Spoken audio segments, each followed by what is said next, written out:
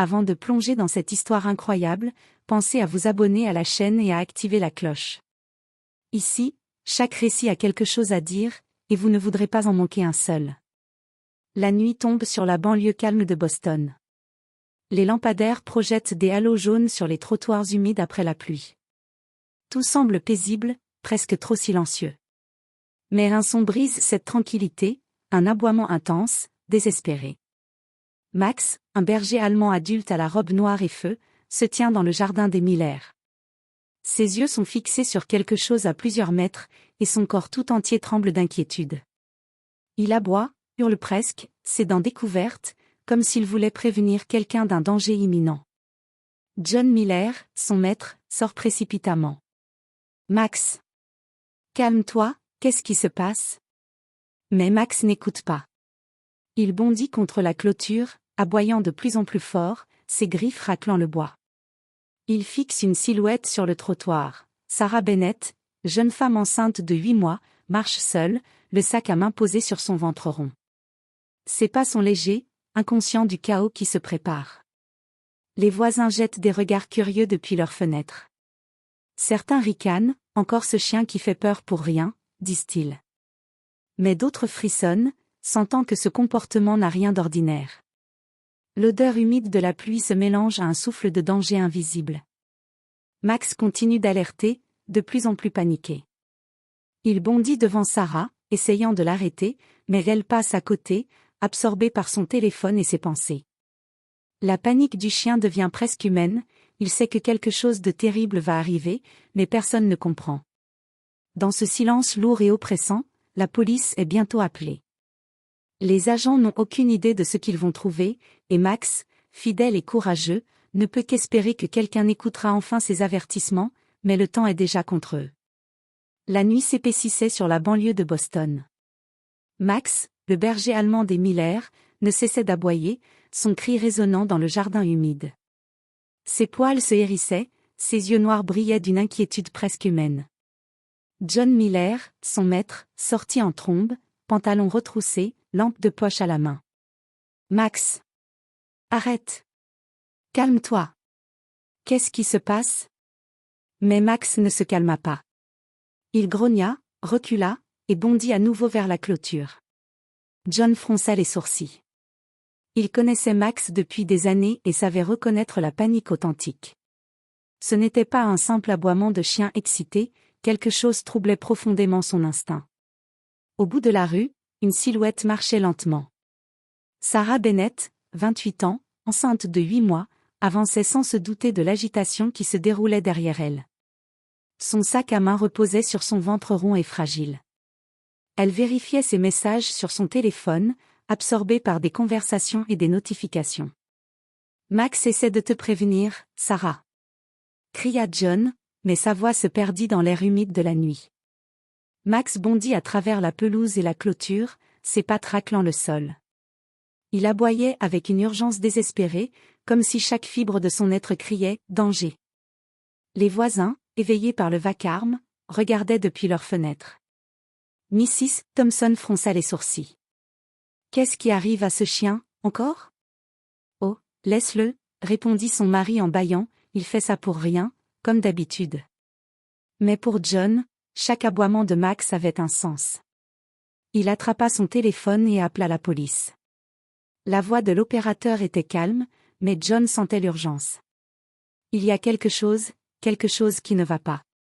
Mon chien aboie comme si une catastrophe allait arriver. » Max, impatient, bondissait toujours, grognant et montrant les dents, fixant Sarah avec intensité.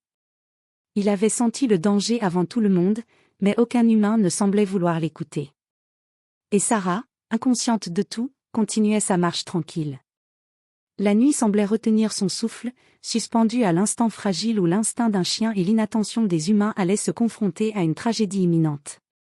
Sarah Bennett avançait d'un pas lent mais régulier sur le trottoir, ses pensées occupées par le futur bébé, la décoration de la chambre et les rendez-vous médicaux à venir.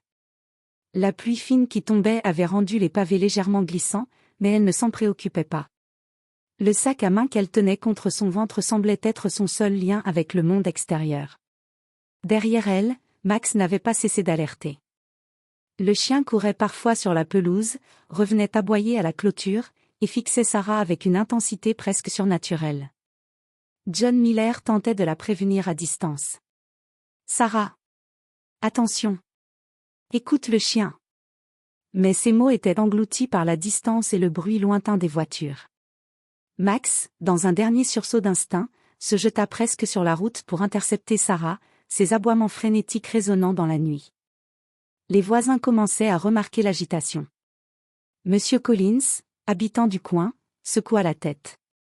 Ce chien devient fou, encore une fois. Mrs. Thompson, elle, frissonna. Quelque chose dans l'urgence de Max semblait réel, mais elle n'osait rien faire.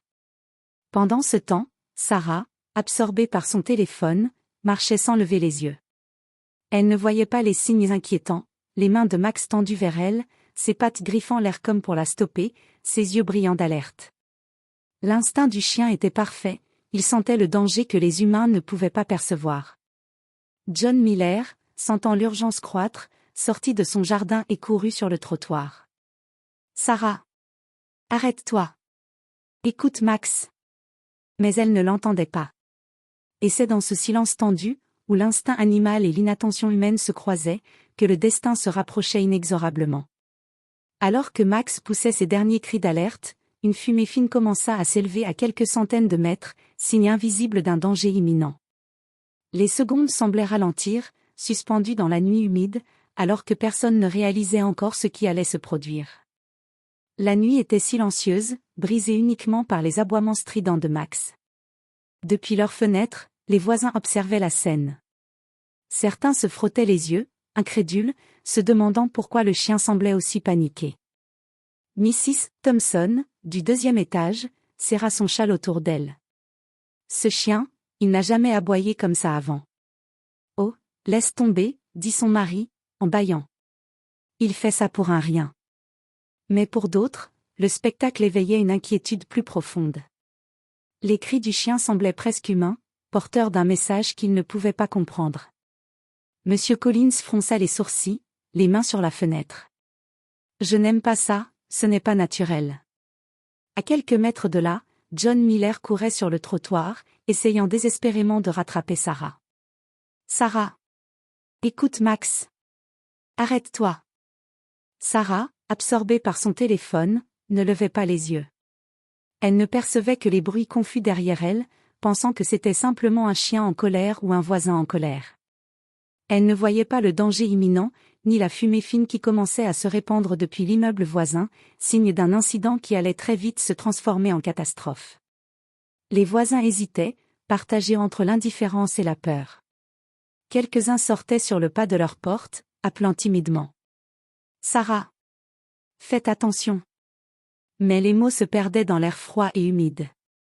Max, dans un ultime effort, bondit à nouveau, griffant le sol, grognant et aboyant, ses yeux rivés sur Sarah avec un désespoir palpable.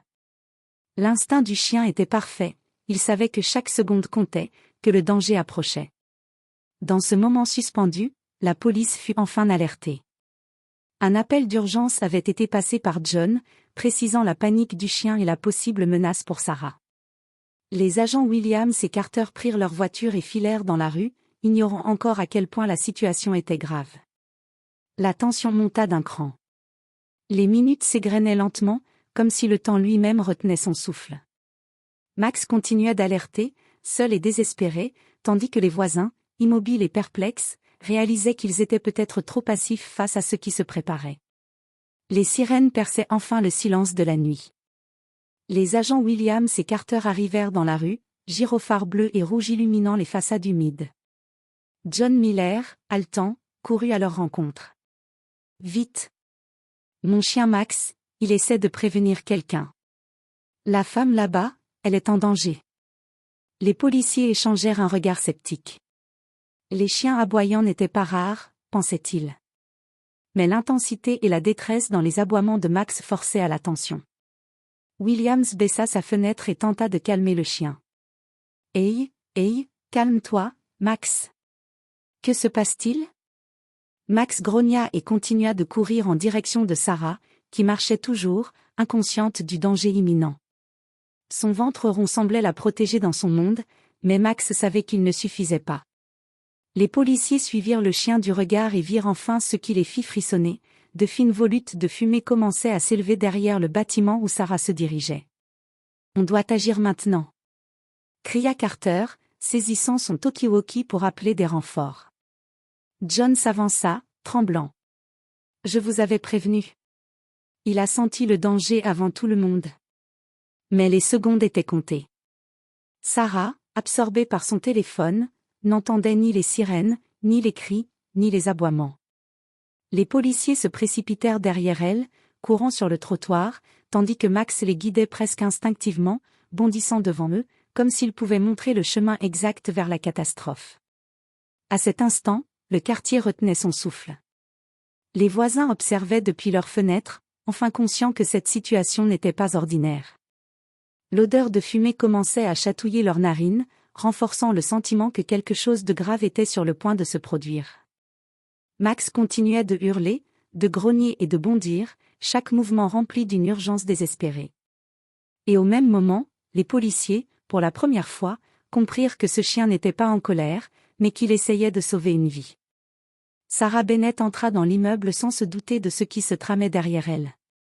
La porte de l'appartement grinça légèrement, mais elle ne fit pas attention. Max, dehors, continuait d'aboyer désespérément, grattant la porte avec ses pattes, grognant comme s'il voulait la retenir. À l'intérieur, un incident minime avait déjà pris une ampleur dangereuse, le four électrique, oublié sur la position « chauffe », avait commencé à fumer. Le plastique du minuteur commençait à fondre, et une légère odeur de brûlé se répandait dans la cuisine. Les flammes n'étaient pas encore visibles, mais la situation était critique. Les policiers, Williams et Carter, arrivèrent à l'étage, haletants et alertés par la fumée et le bruit des aboiements. Williams lança. « Sarah! Sortez de là! Il y a un feu! » Mais la fumée était déjà épaisse et commençait à piquer les yeux de Sarah. Elle ne comprenait pas immédiatement la gravité. Ses gestes hésitants et sa panique croissante rendirent chaque seconde encore plus dangereuse. Max, en bas, aboyait toujours, comme pour guider les secours et prévenir sa protégée. Les voisins, désormais réveillés, observaient la scène avec horreur. Certains prirent leur téléphone pour appeler les pompiers, tandis que d'autres hurlaient à Sarah depuis leurs fenêtres. « Attention! Sortez! Le feu !» Sarah, le visage caché par la fumée, commença enfin à comprendre. Son instinct maternel la fit se précipiter vers la sortie, mais la panique ralentissait ses mouvements. Les policiers, entraînés mais en retard, tentaient de la guider à travers le couloir saturé de fumée. À l'extérieur, Max continuait de hurler, sa détresse palpable pour tous ceux qui pouvaient entendre. Il savait que la vie de Sarah et celle de son bébé dépendaient de la rapidité des secours, et chaque seconde était cruciale. Le danger, invisible quelques instants auparavant, était désormais tangible. La fumée s'épaississait, le temps semblait s'étirer, et la panique gagnait le bâtiment. Chaque mouvement de Sarah, chaque aboiement de Max, chaque respiration des policiers et voisins formait un crescendo dramatique vers la tragédie imminente. Max ne cessait de hurler, ses aboiements résonnant dans la nuit comme un avertissement désespéré. Ses yeux brillaient d'angoisse, ses pattes frappaient le sol à toute vitesse. Il savait que chaque seconde comptait. Son maître, John Miller, essayait de calmer le chien, mais Max refusait de se calmer, il fallait sauver Sarah. À l'intérieur de l'immeuble, la fumée commençait à devenir suffocante. Sarah Bennett toussait, les yeux irrités par la densité du nuage gris qui envahissait la pièce. Elle peinait à avancer, trébuchant sur le tapis, incapable de voir clairement. Les policiers Williams et Carter tentaient de la guider, mais la panique rendait la situation encore plus dangereuse. « Allez, Sarah! Suivez-moi !» cria Williams, sa voix se perdant presque dans le vacarme du feu et la panique. Mais dehors, les voisins regardaient, impuissants. Les aboiements de Max, aussi forts soient-ils, semblaient inutiles face à la fumée et au chaos. Certains réalisaient enfin que le chien essayait d'avertir Sarah, mais il était déjà trop tard pour que sa voix seule suffise. Max bondissait contre les portes, grognait, frappait les murs, essayant de montrer la voie aux policiers. Chaque mouvement était chargé d'urgence et de désespoir. Sa loyauté et son instinct étaient parfaits, mais la réalité humaine était imparfaite, les signaux du chien étaient mal compris, et le temps filait inexorablement. À ce moment, la panique atteignit son paroxysme. Sarah, suffocant, tenta de trouver une issue, mais la fumée dense rendait chaque pas incertain. Les policiers, malgré leurs efforts, ne pouvaient pas agir assez vite. Max hurla encore, ses yeux fixant Sarah avec une intensité déchirante, comme pour lui dire « Ne bouge pas, je suis là ». Mais la tragédie se rapprochait. Les avertissements de Max, pourtant précis et urgents, restaient incompris. L'immeuble tout entier semblait retenir son souffle, suspendu au dernier cri du chien, juste avant que le destin ne frappe. La fumée envahissait maintenant l'appartement de Sarah, étouffante et suffocante. Chaque respiration était un effort, chaque pas un risque de chute. Ses yeux pleuraient, brûlés par la densité du nuage gris. Elle sentait la chaleur du feu commencer à se propager, même si elle ne voyait pas encore les flammes. Les policiers Williams et Carter, malgré leur entraînement, étaient dépassés par l'ampleur de la situation. Chaque seconde comptait, et le temps semblait s'étirer comme un fil fragile. Ils criaient à Sarah de suivre la sortie, de ne pas tomber, mais la fumée et la panique ralentissaient ses mouvements. À l'extérieur, Max continuait d'aboyer, hurlant presque de désespoir. Ses aboiements résonnaient dans la rue, alertant voisins et passants. Il bondissait, grattait les portes, essayait de guider les secours, mais son instinct seul ne suffisait pas. La tragédie se produisit en un instant. Une flamme jaillit du four et toucha un rideau, déclenchant un embrasement soudain. Sarah trébucha et tomba au sol, suffoquant sous la fumée. Les policiers se précipitèrent pour la relever, mais l'intensité de l'incendie rendait chaque mouvement laborieux. Dans la rue, les voisins retenaient leur souffle, certains criant, d'autres paralysés par l'horreur. Max aboyait sans relâche, sa détresse visible pour tous. Il savait que la vie de Sarah et de son bébé dépendait de l'intervention humaine, mais le temps avait déjà filé trop vite. Les pompiers arrivèrent enfin, sirènes hurlantes. Le chaos était total, fumée, flammes, cris et aboiements se mêlaient en un crescendo dramatique. Mais pour Sarah, chaque seconde comptait, et malgré les efforts désespérés de Max et des secours, l'incendie avait pris une ampleur critique. Max, impuissant, se tenait à l'extérieur, aboyant encore, ses yeux noirs remplis de désespoir et de loyauté. Il avait tout fait pour prévenir Sarah, mais l'instinct d'un chien, aussi précis soit-il, ne suffisait pas toujours à contrer la tragédie humaine.